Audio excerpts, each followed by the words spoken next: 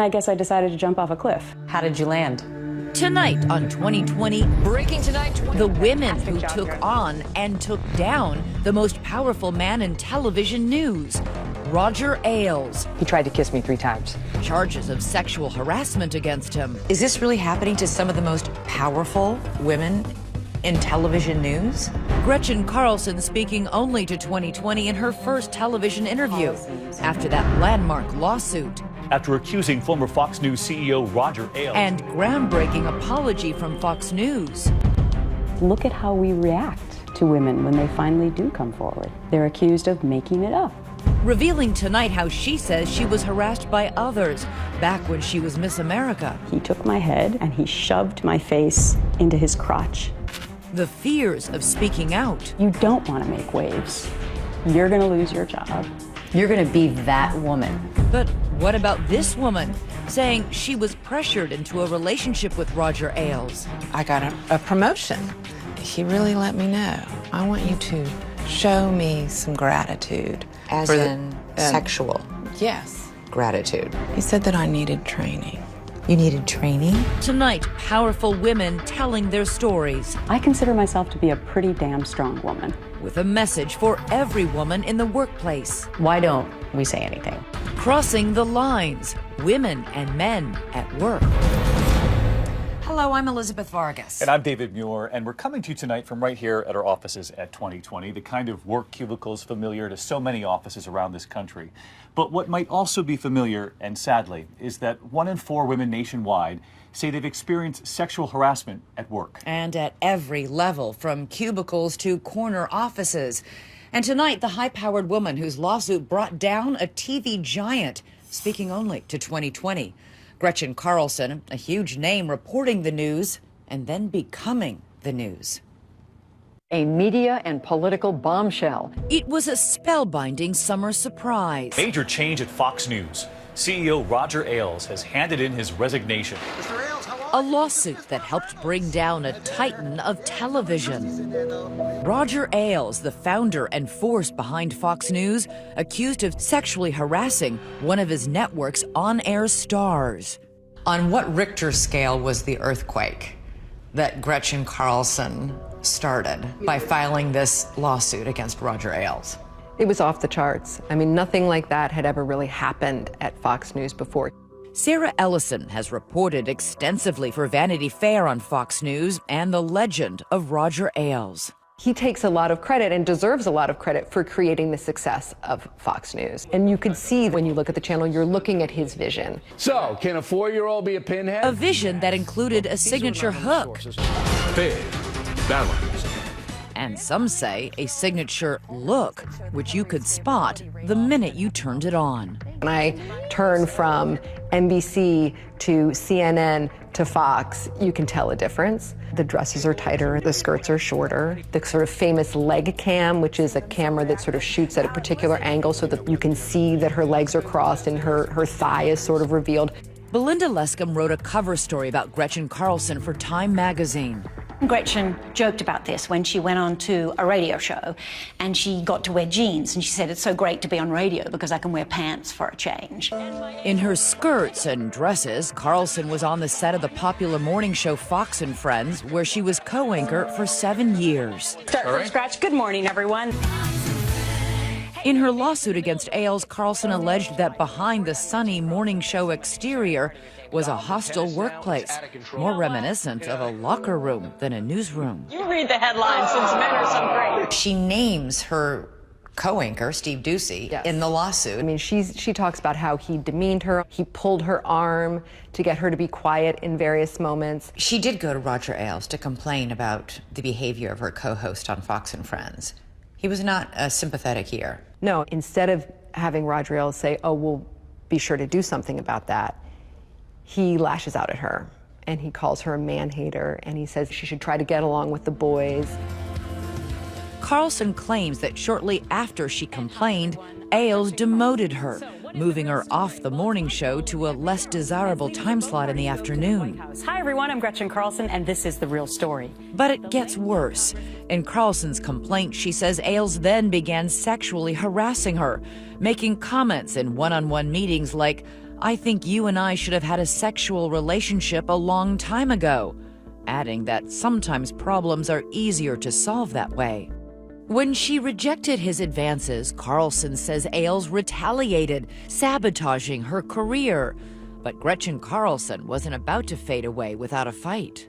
A lot of the people I interviewed about Gretchen thought, well, Gretchen is somebody who always does her homework. She's super prepared. So she would not have launched this without having the goods. She starts to tape her meetings with Roger. And it's at this point where he sort of begins to say things to her that she includes in the lawsuit later. The man who ruled Fox News like an empire, who even had a camera trained outside his office to see who was approaching, was walking into a trap. It is ironic that here's this person who's so famously paranoid about people trying to get him, who then is Brought down by having someone just record him very simply with her iPhone.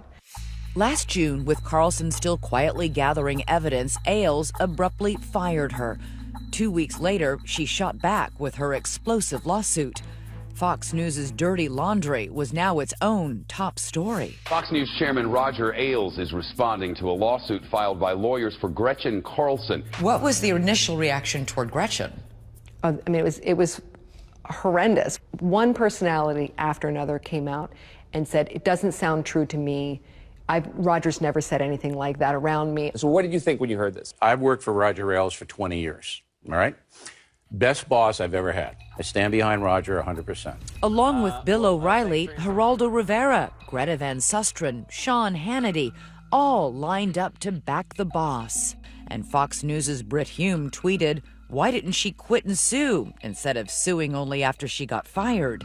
If you speak up when you're first hired, you're considered a troublemaker. If you speak up when you leave, it's considered sour grapes. As soon as Carlson filed her lawsuit against Ailes, Fox News parent company 21st Century Fox launched an internal investigation. I think from that moment forward, the die was cast. I mean, they kind of knew that if you went digging, you were going to find something. And what the law firm conducting the investigation found was at least a dozen women willing to talk, some of whom had strikingly similar stories about Roger Ailes. And it gave the story a level of credence that it wasn't just Gretchen Carlson. There were other women. The crisis came to a crescendo when one woman who was noticeably absent from the Ailes chorus of defenders finally spoke up. Megyn Kelly. The highest profile female anchor at Fox News had also been allegedly harassed by Roger Ailes. Listen, it's hard to say no to that. Just this week, Megyn Kelly appeared on Good Morning America, describing in detail what she says happened to her. It culminated in a physical attempt to be with me, which I rejected in his office, and then I contacted a lawyer. He tried to kiss me 3 times. So I rejected that, and when I rejected that, he asked me when my contract was up. It's a fantastic deconstruction of the myth that only shy little violets get harassed. Only weak women who aren't in power get harassed. Women deal with it all the time. Everywhere. In every industry, everywhere. Kelly's claims would spell the end for Roger Ailes at Fox News. But it all started with Gretchen Carlson. If Gretchen Carlson hadn't sued, would Roger Ailes still be the chairman of Fox News? I think so. I think so. Just 2 weeks after she filed her lawsuit, Ailes arrived at work to find he had been locked out of the company he created. The next day, it was announced he was resigning as chief executive. In September, 21st Century Fox settled with Gretchen Carlson, agreeing to pay her a staggering $20 million and offering a rare public apology, saying, "We sincerely regret that Gretchen was not treated with the respect and dignity that she and all of our colleagues deserve." Women do not normally get an apology when something like this happens. And I think that that was extraordinarily important. Roger Ailes has vehemently denied all of the allegations of sexual assault against him. But in perhaps the truest testament to the Herculean feat Carlson accomplished, some of those familiar Fox faces who supported Ailes have now offered her an apology. I don't think it's overstating it to say that Gretchen Carlson toppled an empire. When we come back, the woman at the epicenter of what became a TV news earthquake, Gretchen Carlson speaks to Amy Robach next.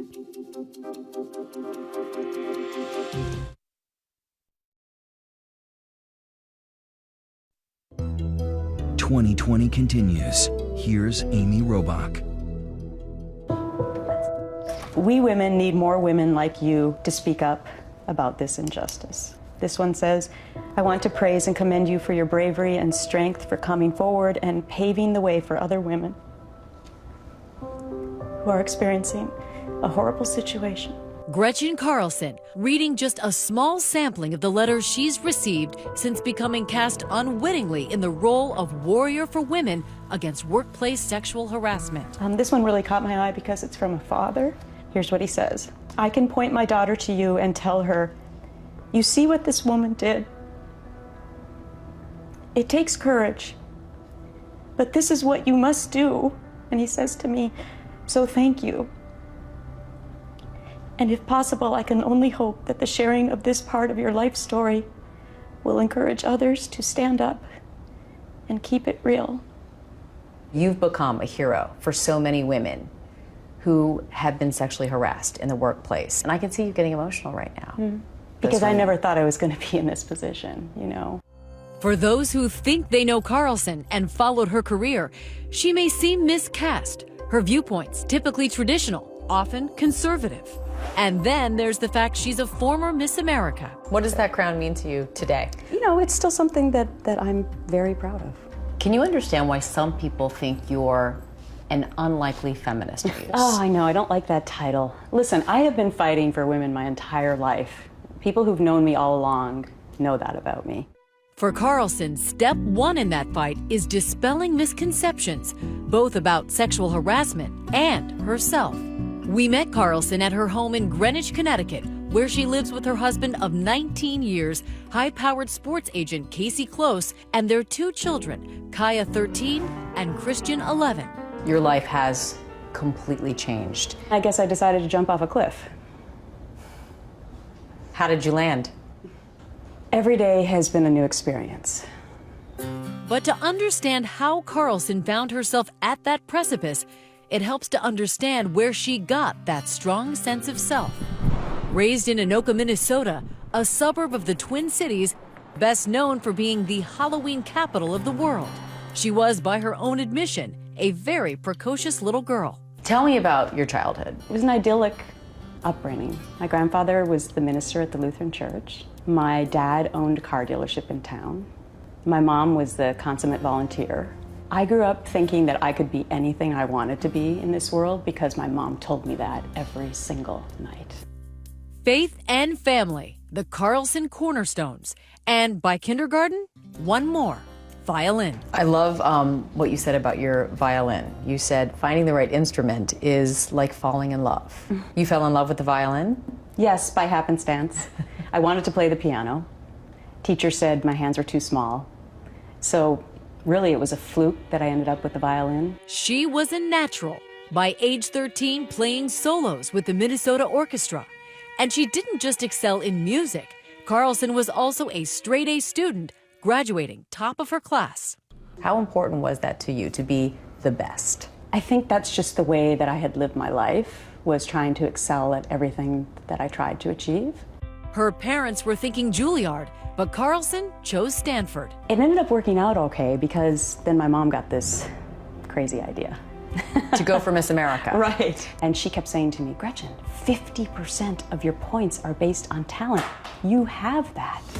She took it on, she says, equating it with going for Olympic gold. First winning Miss Cottage Grove, then Miss Minnesota. Miss Minnesota is Gretchen Carlson.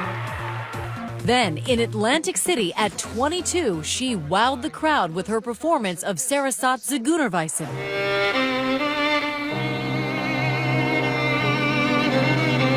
And was crowned Miss America. Miss America is Gretchen Carlson. It immediately changed what I thought I was going to do with the rest of my life. The turning point?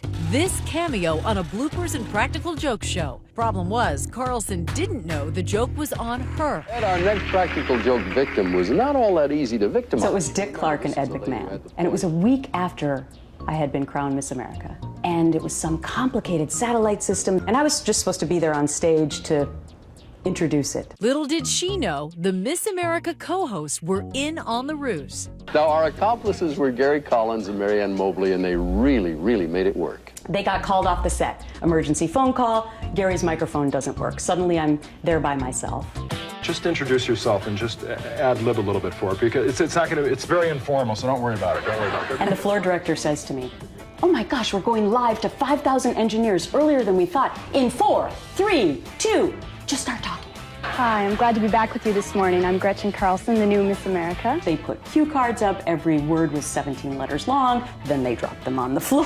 Gretchen, you're on Super Bloopers and Practical Jokes. When that finally aired, I got calls from TV agents saying, "Have you ever thought about doing TV? If you can do that, you can do TV." So I decided to give it a shot.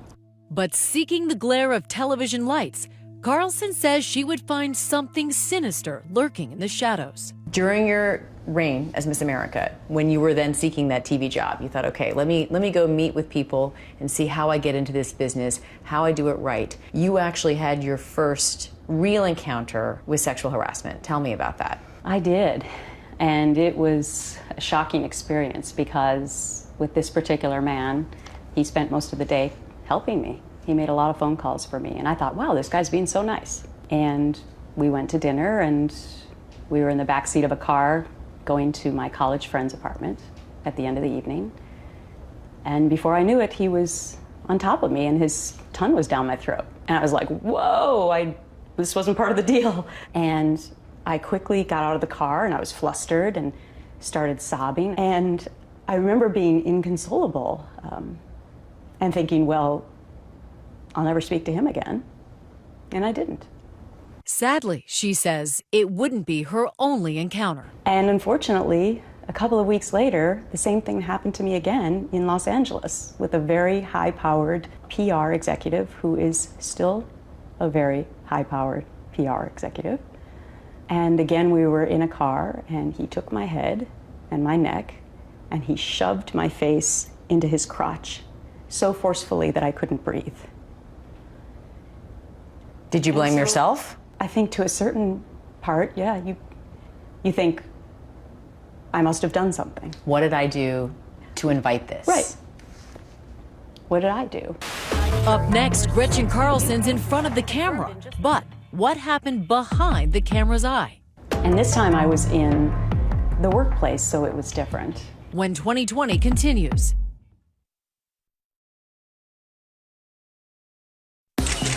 Gretchen Carlson first arrived in New York in the fall of 1988, taking a victory lap as the new reigning Miss America.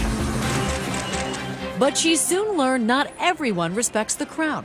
It was really upsetting because it was actually a female reporter who really tried to take me down at my first press conference in New York City. What is real on you and what isn't real? Everything on me is real. Your hair's that natural color? Except for a few highlights. A few highlights? Yes. Where are they? Could you show us? I don't know. They pick them out just randomly when they do it. Carlson says the brash and unabashed local news fixture, Penny Crone, apparently thought she'd found a beauty queen she could bully. She basically said, I'm here to give you a test because people say you're smart. Do you know who's on the $20 bill? No. Do you know who's on the $5 bill? Lincoln, I believe. And she finally ended her barrage of questions by saying, have you had sex yet, or are you waiting to get married? No comment on that. But Crone wouldn't be the last to learn. This was no shrinking violet. It was pretty astonishing for a 22-year-old woman who had just accomplished something pretty spectacular to be faced with that kind of demeaning question. Carlson refused to be rattled, and she also refused to forget that encounter. About 10 years later, I ran into that same reporter, and I thought, should I? And I said, yes. I said, you don't remember who I am, but when I was Miss America, you tried to take me down. And I just want to let you know that I'm now a correspondent for CBS News, and you're not. And it felt fantastic. But learning to stand up for herself only came with time. Early in her TV career, Carlson says she was sexually harassed once again. I think I had only been working maybe 3 to 6 months. It was a photographer? It was a photographer, and he put the microphone under my blouse. I still remember it was a blue blouse.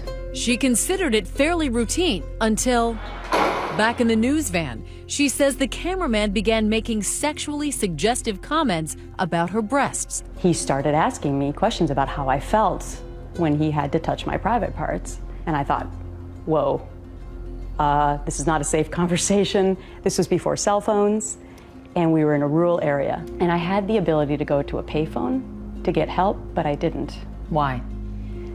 Well, I'd only been in this job for a couple of months, and I didn't want to cause any waves. She planned to stay silent, but then, she says, her news director noticed she was visibly shaken. He was asking me many times what was wrong, and I kept saying nothing.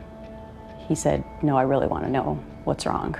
And so I told him.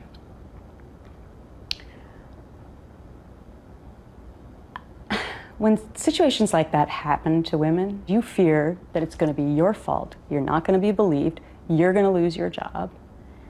You're going to be that woman. You're going to be that woman. You're a troublemaker, not a whistleblower. Exactly, a troublemaker. Always the journalist, Carlson must have noticed a tinge of familiarity mixed in with my empathy. I'm just going to go out on a limb and ask if sexual harassment's ever happened to you.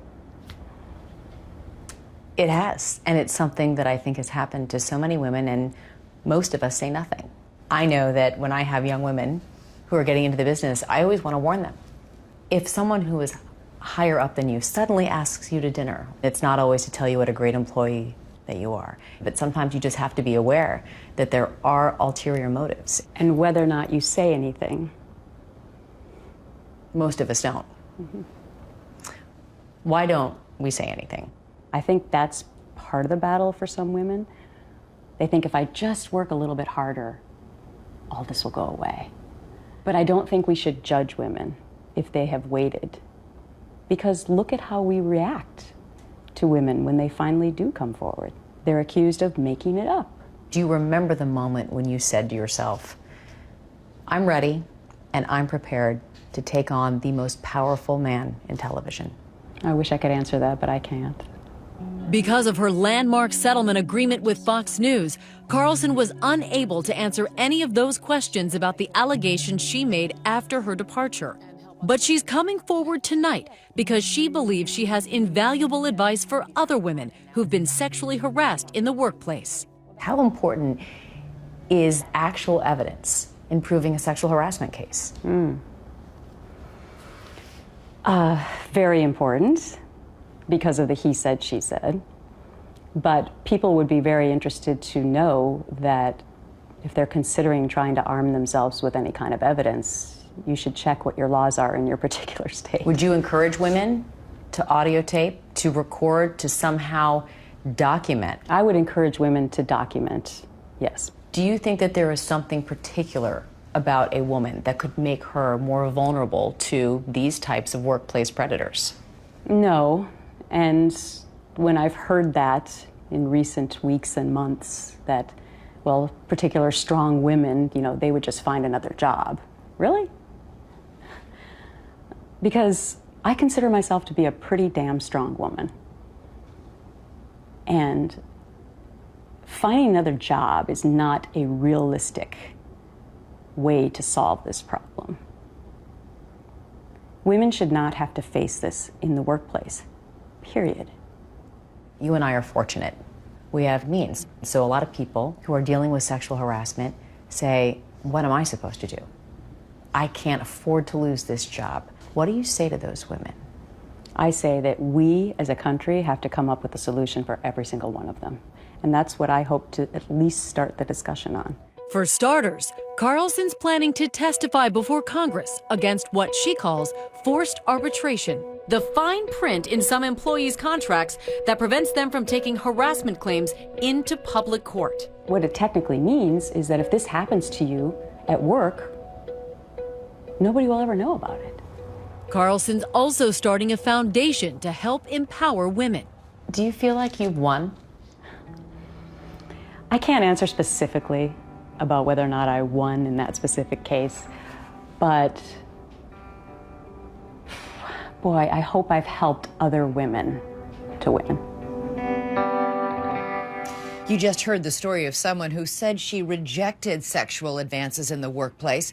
But when we come back, a woman formerly at Fox News who says she felt like she didn't dare reject them. And for the first time on camera, she's taking a huge risk right here tonight, defying her non-disclosure agreement to speak out.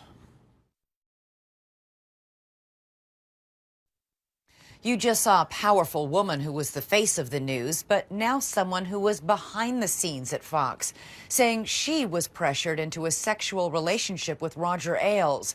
But while she was getting promotions, she said she was also paying a price.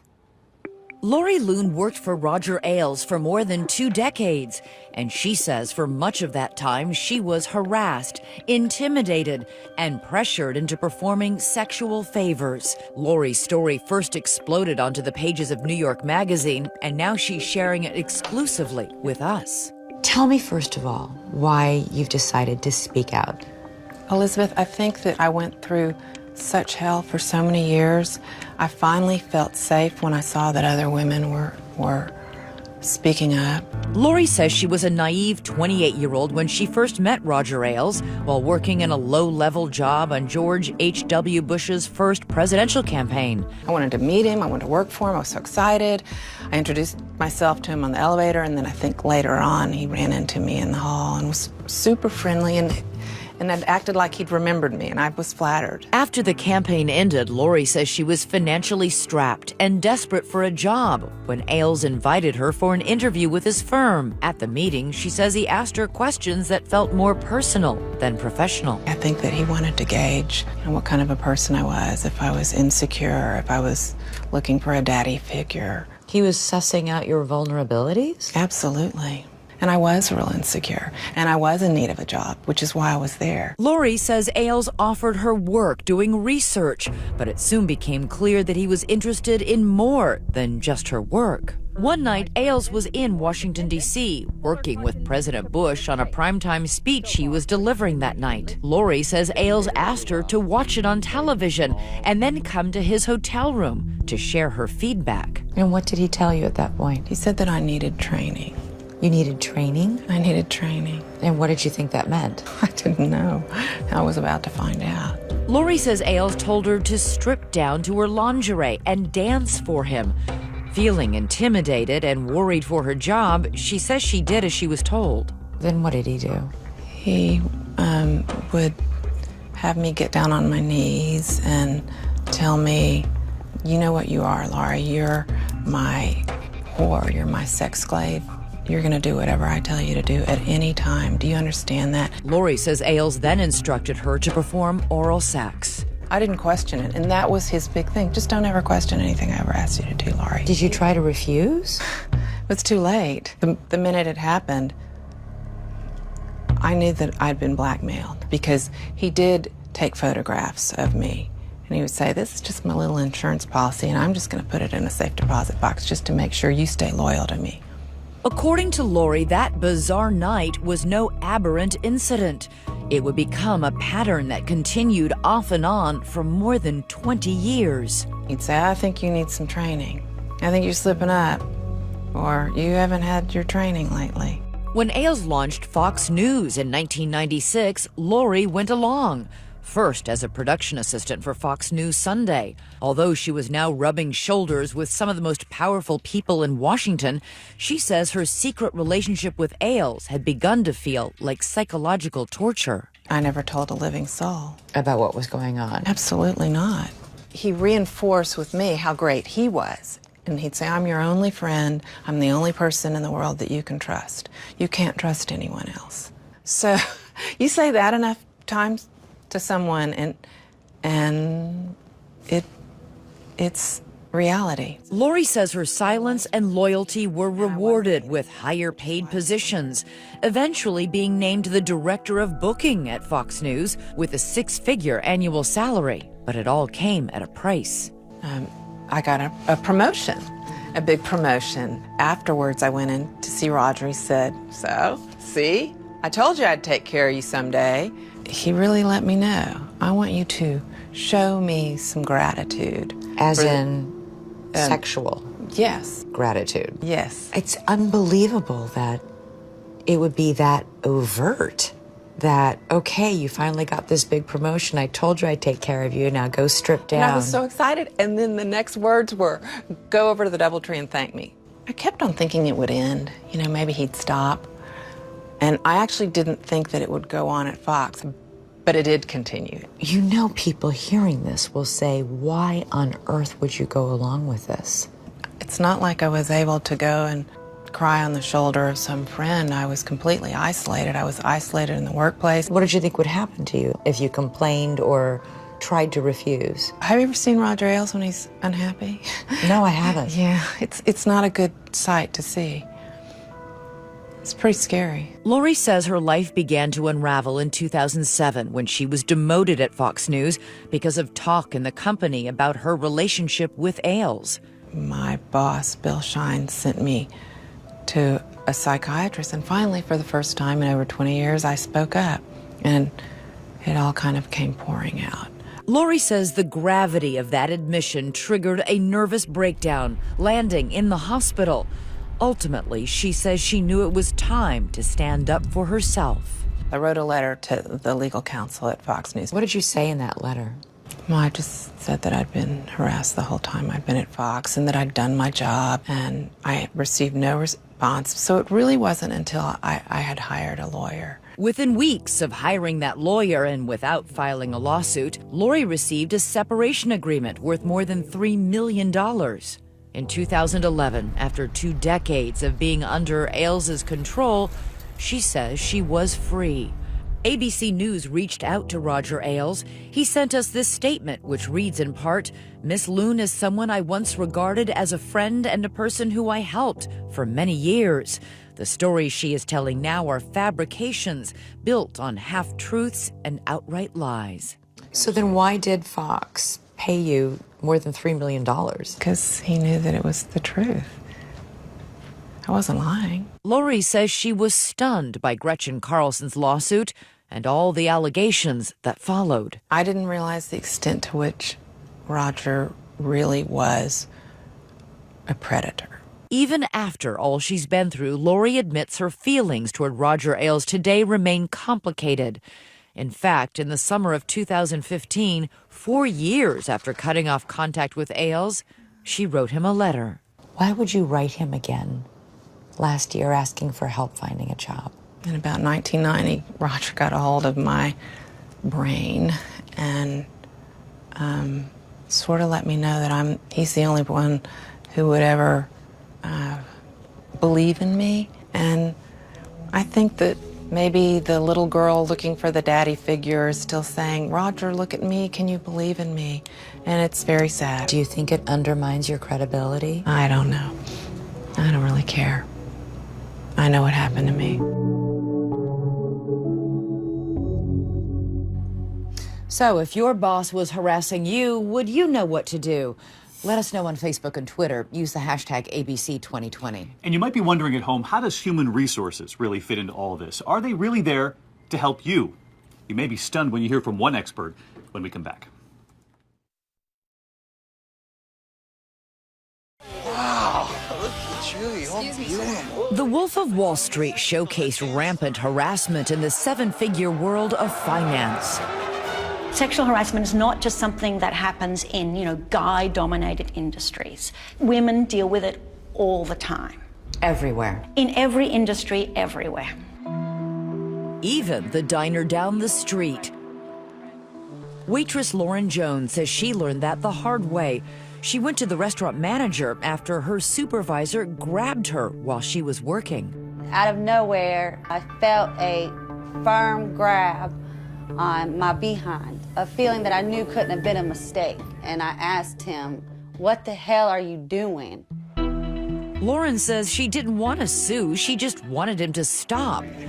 She was relieved when the restaurant owner and his HR rep called her into a meeting, but her husband Marvin was suspicious. I told her, when you go in there, you need to take your phone and you need to record it because it's not going to go well for you. So Lauren hit record on her phone and headed in. The problem is, you've been with us less than a month. I agree. He's been with us 15 years. I agree. And has never had anybody ever accuse him of that. I agree. Because he's never done it. Okay. So that's our position right now. The managers mentioned mistakes she made in training. They warn her that false trial testimony could land her in jail. Lauren starts to break down. This is really how you're going to treat me right now? Yes, ma'am. I don't want your money. I don't want nothing from you. All I want to do is keep my job and be happy like I have been. The best thing for us is I don't want nothing. A job somewhere else. Okay, and I will see you in court. Have a good day. So am I fired? I need to know right now. I'm not quitting. We don't want you to quit. We're terminating you right now. Okay, glad to have You're that. terminated. Have a good day. She went to the EEOC. It couldn't judge whether her claim was legitimate, but it did clear her to sue. She hasn't brought a suit. She can't afford it. The restaurant chain insists it only fired her for her performance problems. She's very courageous. Unfortunately, former HR executive Cynthia Shapiro says Lauren made some key mistakes. She told them that she didn't want to sue. Don't share that. Don't give away your leverage. Don't go on one isolated incident. She warns rushing to HR right away may not always be the answer. We walk into HR, they're usually a sympathetic presence. They're very easy to talk to, and they're the ones in charge of benefits and barbecues and all those nice things. And they'll say, oh, that's terrible. Okay, we're going to take your whole statement, but you're not giving a statement to someone who really has your best interest at heart. HR is being paid by the company. Yes. And they're paid to protect the company. Above all else. Unless you feel you're in danger, you need at least 3 incidents, Shapiro says. Protect yourself by documenting everything and try and ask your harasser to stop. Only then is it safer to make an official complaint to HR. Only move forward if you really feel like it's so egregious you will have to leave the company if it doesn't get taken care of. That's a pretty high bar. It is a high bar. Especially if that paycheck is feeding my children. Retaliation is illegal, but it happens all the time. People have had their careers heavily damaged by doing, quote unquote, the right thing. They just didn't know how to do it the right way. Next, how you should talk to your children about sexual harassment. Stay with us.